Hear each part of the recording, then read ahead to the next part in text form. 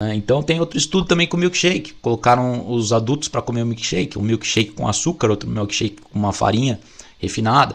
Só que o açúcar fez com que os participantes do estudo, né, no caso 12 participantes, ficassem loucos para comer, com uma compulsão alimentar tremenda 2 horas depois.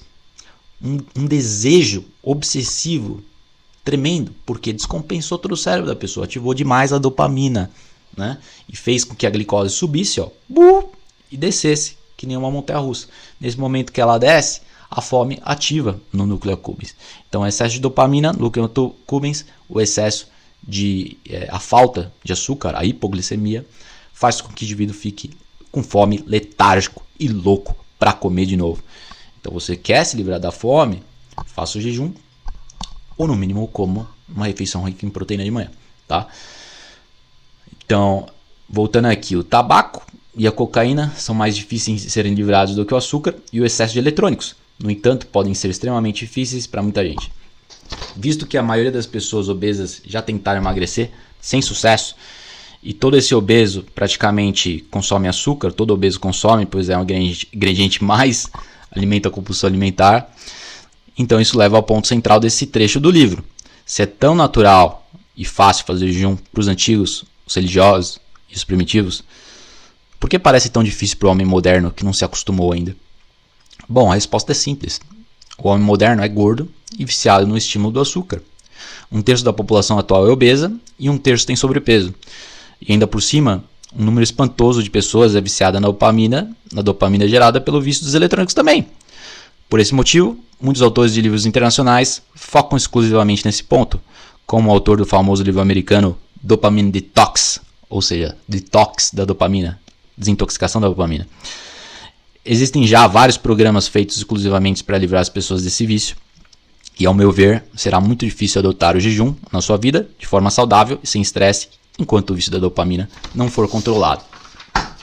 Muita gente sabota o jejum por conta desse estresse acarretado por esse hábito moderno, já outras sabotam por conta de preguiça mesmo, né? Então tem o estresse, que sabota o jejum, e tem a preguiça, que sabota o jejum.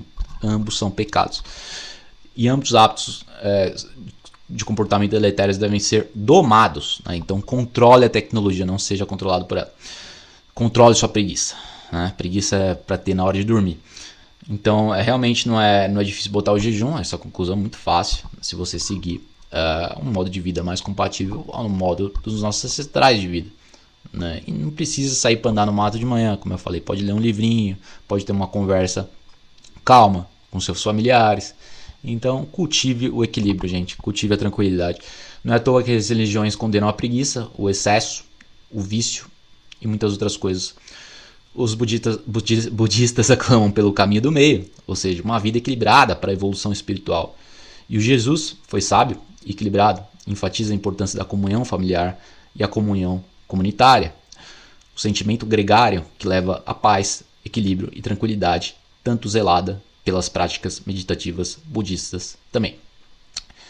Enquanto uma religião focava mais na meditação, a outra mais nas cerimônias religiosas das missas, dos cultos, e do estado contemplativo de rezar, seja alcançado pelo uso do terço, vela e beleza dos locais ou outras formas, né? Então todo esse ritual religioso, né, a beleza da igreja, dos lustres, das janelas coloridas, da sincronia, de toda essa beleza, junto com a beleza da cerimônia, a beleza dos cantos, da música, toda a sincronia de todos os elementos da igreja fortalecem esse sentimento de religião, esse sentimento comunitário, esse sentimento gregário e a experiência divina, a experiência religiosa. Não é só o sentimento gregário, não, é a experiência religiosa.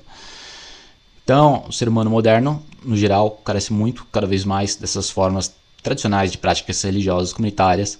Assim, ele fica deprimido, ou quando o jovem inocente parte para o uso de drogas, festas em excessiva, porque está o quê? Tentando substituir essas festas pelos rituais religiosos, pelos rituais xamânicos dos primitivos, né? Então, antigamente, mesmo antes da religião, o ser humano vivia cheio de rituais, né? Então, tomava alucinógicos, tomava o chá de cogumelo, e todas essas drogas que levavam as pessoas ao além, né? O contato com seres divinos, anjos e outras dimensões. Enquanto isso, o ser humano moderno está tentando substituir pelo uso de drogas, né? Principalmente as crianças e os jovens. Daí que está o perigo, torná-las viciadas em drogas. Então toda a tradição humana tem esse elemento da comunhão, elemento dos rituais xamânicos, os rituais religiosos. Inclusive muitos pesquisadores acreditam que o cristianismo foi fundado em rituais com uso de alucinógenos, né? Então muitos pesquisadores acreditam que o cristianismo não era só tomar a hóstia lá no ritual religioso das missas, mas sim que por vezes tomavam alucinógenos, né? Tomavam o que é parecido com LSD, mescalina e psilocabina, todos esses compostos aí, mais naturais na época, não refinados, então o potencial viciante era muito menor. No entanto, existe, por isso que era só feito no contexto religioso. Isso, rituais xamânicos nem sempre os indivíduos tomavam, muitas vezes era exclusivo para o xamã, para o rei da tribo, o mestre da tribo. Não era amplamente distribuído, porque podia causar desordem e vários problemas do uso excessivo dessas drogas. Mas como eu falei, elas não eram refinadas, elas eram incluídas num contexto da cultura deles, então era algo altamente controlado e para o benefício de todos, tá?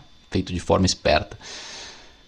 Então, festas fazem parte da tradição humana, né? Há precedentes históricos para o uso de drogas, mas geralmente esses estavam embutidos no contexto religioso, e as drogas antigas não eram sintéticas, como eu falei, né?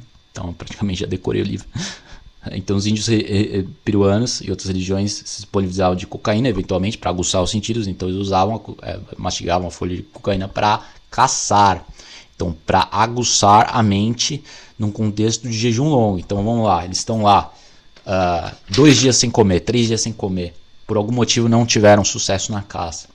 E eles têm acesso à cocaína, folha de cocaína, que não é refinada. É como se fosse uma nicotina, como se fosse uma cafeína. E não, obviamente não tão purificada que nem a cocaína, então não deixava a pessoa com sintomas de abstinência e nada disso, não gerava o vício. Eles usavam nessas situações específicas para morrer de fome, sobrevivência, para não morrer de fome. Então usavam aí com certa frequência, medicinalmente, para aguçar a mente, para caçar, porque se não ter sucesso na caça, não tem sucesso na vida. E a mesma coisa para o ser humano moderno, se não tiver sucesso na dieta, uma alimentação rica em proteína, não vai ter sucesso na vida também. Se ficar só no carboidrato, além de engordar, não vai ter atividade mental, tá? Então os índios peruanos e outras religiões se disponibilizavam da cocaína eventualmente para aguçar os sentidos na hora de caçar, mas por questões de sobrevivência, como eu falei. Então tudo está num contexto religioso, contexto cultural. A cultura é muito importante, né? Então assim você vive uma vida mais equilibrada, né? Estamos aí vivendo... Temos vários problemas, como falei, de baixa QI das crianças, obesidade, e já temos o problema também, a ameaça do transhumanismo. Transhumanismo, quem não sabe, é uma moda pós-humanista, né, secularista, essa moda aí de gente que quer ser moderninha, esquecer de toda a cultura, jogar tudo pela janela e criar uma coisa nova, né, que é extremamente perigoso, visto aí todas as tentativas comunistas de destruir a sociedade, né? Literalmente controlar a sociedade de um modo que suprime a individualidade das pessoas, a liberdade de todo mundo. Então o indivíduo passa a viver como um escravo, né? Então são muitas armadilhas modernas, né, que a nível governamental podem destruir a população, gerar guerras e conflitos, e o transhumanismo é uma dessas ameaças, né? O transhumanismo é querer colocar chip basicamente na cabeça. A gente já está conectado com a tecnologia, certo? Já falei que 1 hora de tablet, os estudos mostram que já faz mal para a saúde mental. 2 horas mais, é dose dependente. Agora, vai colocar um chip na sua cabeça. Bom, de repente, ele não está te deixando louco. Mas, se não deixar agora, e isso aí, essa tecnologia entra na mão de um governo tirânico, um governo doido, né, como temos visto aí nos últimos 2 anos, um overreach do governo, um alcance inconstitucional e o fim das liberdades individuais, pelo menos a tentativa, temporariamente. Se isso cai na mão de um tirânico, de um tiranês aí da vida, que está mais abundante atualmente, futuro candidato à presidência também estou falando de comunismo, isso aí pode ser um desastre a nível cultural e social. Então o transhumanismo é uma ameaça grande, né? Essa ideia de que podemos controlar nossa mente com um chip, com a inteligência artificial e várias outras coisas. E é claro que a mente fraca, a criança, o jovem de desenvolvimento, é aquele que é mais manipulado. Então você vê hoje em dia aí, crianças e adolescentes fazendo cirurgia de sexo nos Estados Unidos. Por quê? Porque tem propaganda no Facebook. Então tem lá propaganda no Facebook. Ah, você está triste, você está deprimido, que é muito, por sinal, é muito comum o adolescente ficar deprimido. Troca aí de sexo, pô. Troca, o problema é que não é seu sexo. Ah, você tem traços masculinos, né? Porque muitos homens têm traços femininos, tem bunda grande, acontece. Muitas mulheres têm alguns traços masculinos. É um pouco mais dura, tem um jeito um pouco diferente que as outras mulheres. São os extremos. Uma em cada 10 mulheres tem jeito masculino e um em cada 10 homens tem jeito mais feminino. Só que isso não é sexualidade, né? Isso se chama individualidade biológica. Às vezes a mulher produz um pouco mais testosterona que a média, às vezes o homem produz um pouco menos testosterona que a média, mais estrogênio, que é o hormônio feminino. Daí essas diferenças individuais acontecem, que é diferente do sexo. Aí se ela está deprimida e entra um cara lá doido no Facebook, né? E um médico doido, o cientista Frankenstein, lá que quer alterar a pessoa, e a criança entra nas comunidades lá de crianças que sofreram lavagem cerebral e muda o sexo. Só que o que acontece? Os usos mostram, tem vários livros escritos sobre o tema, né? Só que infelizmente está tudo escrito em inglês. E felizmente isso não está acontecendo no Brasil como acontece lá nos Estados Unidos, né? Mas por que eu falo? Porque tudo que acontece lá vem para cá. Sendo assim, é algo para ficarmos atentos. Então essas mulheres estão trocando de sexo na adolescente, muitas vezes com 10, 12 anos de idade, sem autorização do pai. Então o médico Frankenstein faz lavagem cerebral na pessoa, junto com a comunidade lá que ele cultiva no Facebook, daí a criança muda de sexo. Só que o que acontece? Um mês depois ela se arrepende. É que nem você fazer uma tatuagem numa criança de 12 anos de idade. O adulto já pode arrepender, mas a criança vai arrepender muito mais. Então você é muito pior do que mudar de tatuagem, né? Porque tem consequências psicossociais tremendas. Vai afetar assim a vida da pessoa. O que eu tô falando? 80% das crianças que fazem essas transições de sexo na adolescência se arrependem dentro de um ano, né? Então esse é um perigo aí do transhumanismo, da inteligência artificial, da confiança excessiva na tecnologia e a falta de presença dos pais. Então você não tem uma família, você tem uma criação, você não tem um pai, não tem muitas vezes não tem o pai porque o pai está separado, né? Tem os problemas dele, infelizmente não pôde estar lá, não estou dizendo que é culpa de quem, se é da mulher ou do homem. Infelizmente os índices de divórcio estão muito grandes atualmente. E isso aí favorece todo esse transhumanismo e toda essa promiscuidade que acontece na internet. E toda essa lavagem cerebral das crianças. Se você tem uma presença forte dos pais, seja o pai ou a mãe, né, que acontece com o pai e a mãe, você tem uma força, você tem uma dose dupla. Com uma mãe, muitas vezes ela não consegue compensar, né, a falta do pai. E o pai tem características peculiares, sexo masculino, e a mãe tem características peculiares. Por isso que uma criação boa, saudável, é um equilíbrio dos dois. Não estou falando que a pessoa não pode ser bem criada por um ou por outro, claro que pode, mas geralmente os dois se complementam.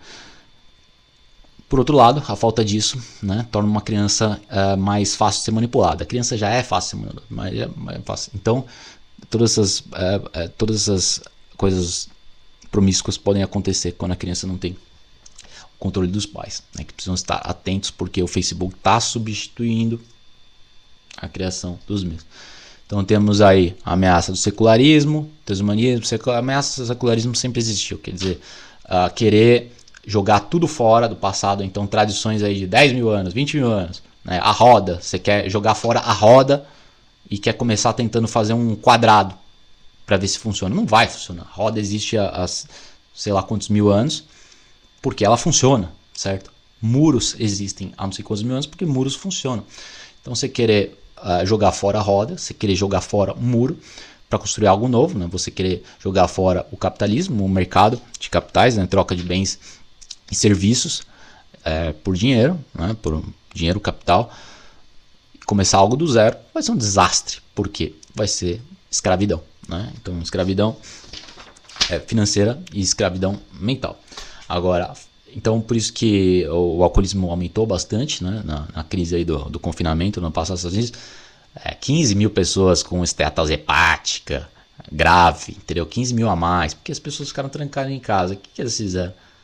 Macarrãozinho instantâneo, fast food, delivery, TV, daí a pessoa fica alimentando aquele medo assistindo a porcaria da Globo, então fica assistindo todas aquelas merda, né? Desculpa o palavreado, e se entupindo de carboidrato, né? Para se equilibrar, se dopar de toda a porcaria que está assistindo, de todo medo. Quanto mais medo ela fica, mais ela come. Quanto mais tempo sentado no sofá, mais ela come. Quanto mais assiste TV, mais come. Então é um ciclo desvirtuoso, ao contrário do ciclo vicioso. Então o alcoolismo aumentou, a estetose hepática aumentou, problemas mentais aumentaram, suicídio aumentou. Diz que o suicídio lá nos Estados Unidos está bombando. Primeiro mês do lockdown lá no estado de Louisiana, subiu não sei quantos mil, já nem lembro, 10 mil ligações por semana de gente querendo suicidar, principalmente jovem e criança. Por isso que eu falei, o jovem não tem o suporte, ele não tem experiência de vida para passar por momentos difíceis. Qualquer coisa vira uma depressão no jovem. Por isso que ele tem que viver com a família, ancestralmente, por isso tem que fazer esportes, por isso tem que sair de casa, tem que ter amigos. Daí isso é um antídoto contra qualquer tipo de depressão. Agora vai ficar trancado em casa, criando esse monstro artificial, uma prisão, aí vai ficar doente, né? E, infelizmente, não dura o período de lockdown, dura muito mais esses transtornos mentais.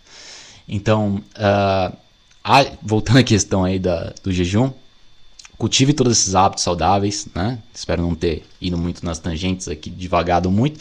Foque nos hábitos mentais saudáveis para começar o jejum, né? Eu leio de manhã, me acalmo e não me estresso. Eu deixo para resolver os problemas mais depois das 9, 10 da manhã, né? Começo a trabalhar às 8 e antes disso estou acordando tranquilo. E a fome não bate enquanto o estresse não bate. Se bateu o estresse, bateu a fome. Enquanto o estresse não bate a fome. Então esse é o segredo, tá bom, pessoal? E dorme bem, senão vai passar de um dia para o outro e você vai ficar preso por um tempo. Então é isso aí, pessoal. Espero que tenham gostado e aproveitado e bote jejum na sua vida. Até mais.